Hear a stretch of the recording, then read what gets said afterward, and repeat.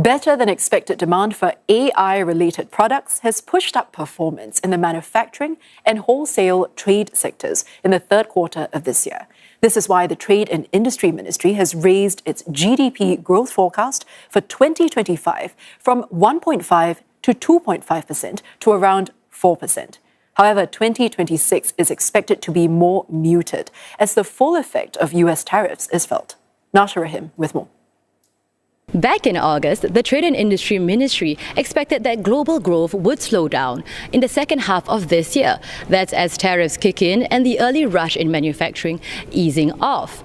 But growth in Singapore's key trading partners like China and Vietnam turned out to be better than expected in the third quarter of this year. That's as trade tensions have recently eased and the demand for AI-related products remains strong. These developments are crucial for trade-reliant Singapore.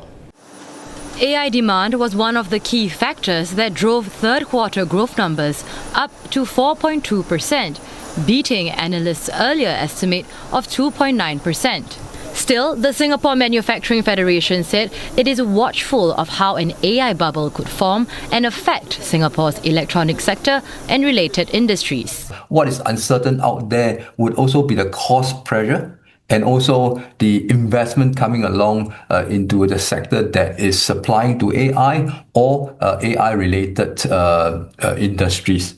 But certainly, we are not sitting still. We are kind of expanding our footprint and we diversified. We saw companies diversify themselves into many relevant areas. Yes, we want to ride the wave of AI.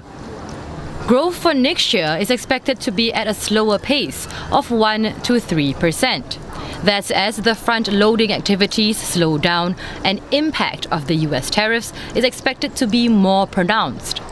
As tariffs hit, it takes time for it to feed into for the effects to feed into the rest of the economy. And here I'm talking about the US economy in particular, as well as the exporting countries. So this will then impact growth. Uncertainties circling around US semiconductor tariffs have also left firms facing short-term challenges. MTI said companies may take longer to commit to capacity investments, like buying new equipment or hiring more workers. Other than manufacturing, the services sector outlook doesn't look too bright. I think it's a little bit of a mixed bag for the services side. Not all the services sectors are, performing to the same extent. And I think this kind of very uneven growth for the services sector may actually persist into 2026. But 2026, because we're coming off from a very high base of around 4% growth in 2025, it will be quite prudent to look for some moderation. And I think the official forecast of 1 to 3% reflects that reality. Still, growth in the domestically oriented construction sector is expected to continue in 2026, supported by new BTOs and civil engineering works.